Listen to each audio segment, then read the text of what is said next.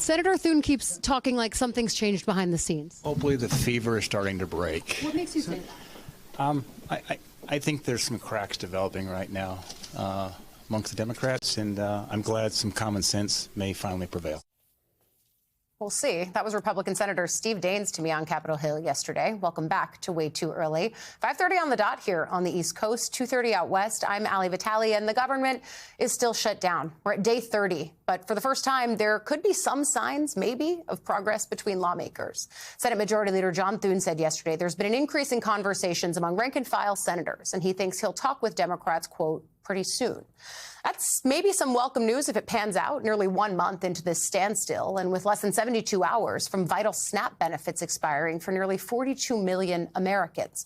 Thune, as well as Senate Minority Leader Chuck Schumer, have not met at all this month to discuss an exit path. But Schumer told reporters earlier this week he believes after November 1st, Republicans will face, quote, increased pressure to negotiate with us. Still, tensions remained high yesterday as Thune and Democratic Senator Ben Ray Lujan of New Mexico clashed on the Senate floor. Lujan was trying to pass a bill to fund SNAP through unanimous consent, meaning all 100 senators had to agree to move forward on it. Thune objected in an uncharacteristically fiery speech. Watch. SNAP recipients shouldn't go without food. People should be getting paid in this country. And we've tried to do that 13 times. And you voted no 13 times. This isn't a political game. These are real people's lives that we're talking about. And you all have just figured out, 29 days in, that, oh, there might be some consequences. There are people who run out of money. Yeah, we're 29 days in. And they've done their best to make sure that a lot of these programs are funded. But at some point, the government runs out of money. 13 times people over here voted to fund SNAP. 13 times they voted to fund WIC. My aching back. I understand the words that were being used today to spin an argument as to why there should be justification for 40 million people to go hungry. What the good leader left out when he was talking about the number of votes that Republicans voted on under a Democratic president, under a Democratic majority in the Senate and in the House, was that there was not a shutdown. We negotiated.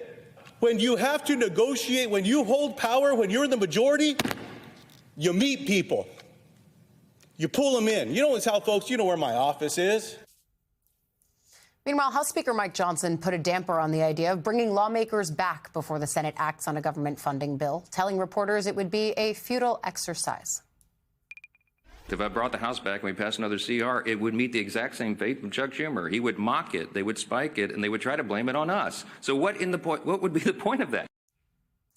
Joining us now, congressional reporter for Semaphore, Eleanor Mueller. So what we saw there from Thune and frankly from Ben Ray Lujan, both of whom are pretty even keel members of the Senate, was explosions of anger and frustration. Thune even acknowledged that was out of character for him. Ben Ray Lujan, in conversations with me earlier, also very frustrated by the impact that Americans are about to feel. But what I felt in the halls yesterday as I talked to dozens of senators was Republicans are saying what Daines said, which is we're starting to see cracks. And then at the same time, we're also seeing Democrats say, well, I keep hearing Republicans are starting to see cracks as well. So who's actually cracking? What's actually happening here? That's what we don't know. And we spoke to a bunch of senators, too, and they said a lot of the same things. They said there's been some perceptible, obviously, but difficult to quantify shift in the negotiations. Republicans are saying, oh, it's the Democrats caving. Democrats are saying, oh, it's the Republicans caving. But what they are both saying is that there is a noticeable difference between what's happening now and what was happening even a couple of days ago. So Senator Mike Rounds told me yesterday, he said, hopefully we have this thing resolved by even as early as next week. What that looks like remains unclear, but it does seem like there could be something. I do keep hearing this idea of early next week, and by early next week, it kind of sounds more like mid next week because Tuesday is election day, and Republicans, including Lindsey Graham, kept bringing up, well, maybe once we get past that. I would note I haven't heard Democrats using that as a mile marker, but nevertheless, okay, so that puts us in the middle of next week. What's going to happen this weekend is millions of people are going to start questioning, okay, am I going to be able to get my food assistance benefits benefits that I need to feed my family. Federal workers are still going without pay. The pain is only ratcheting up. And yet, what does it say that it's not immediately spurring action? Because bipartisan talks have been happening for 4 weeks. I know. I think that outburst we saw by Yoon on the floor was something that multiple members have felt that we've been missing for several days, right? It's felt like a sleepy Washington. The House is gone. The Senate is here, but they're not talking. And there hasn't been this emotional force behind getting things to reopen.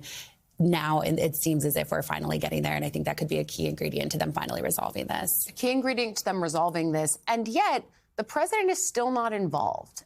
Even as Democrats and Republicans, Democrats more so, were saying he's got to get involved if we're ever going to solve this. What does it say if they actually do? And I can't even, underscore it because maybe possibly it happens. But if they come out of this without the president being involved at all, what happened? What does that say? I think that's Democrats' concern, is that if you strike some deal with the Republicans on the Hill without bringing in Trump ahead of time, then that is something that could eventually prove null and void. And so I think it's been a very purposeful decision on Trump's part to stay out of this. I think his advisors want him to seem as if he's above the fray. He's off striking these trade deals, making, as he says, money for the country.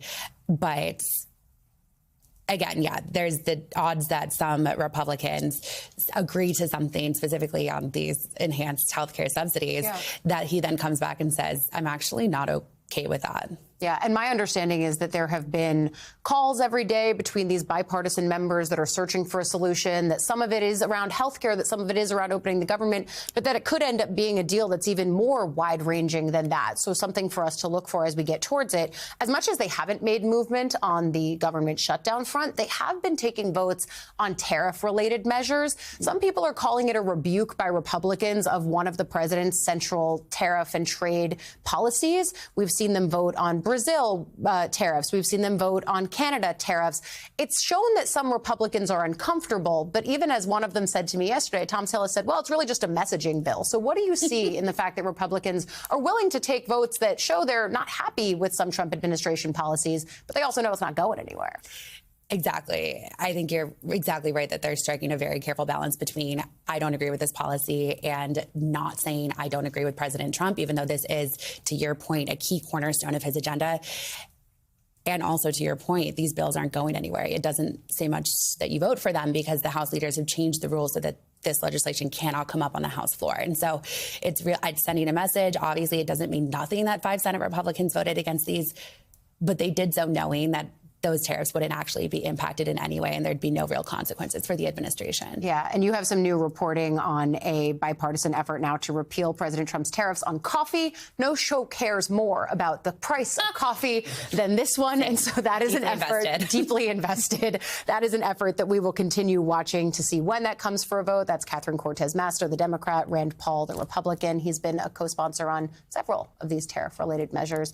Eleanor Mueller, we will keep tracking it. You will come back and talk with us all about it. Thank you, as always, for coming in.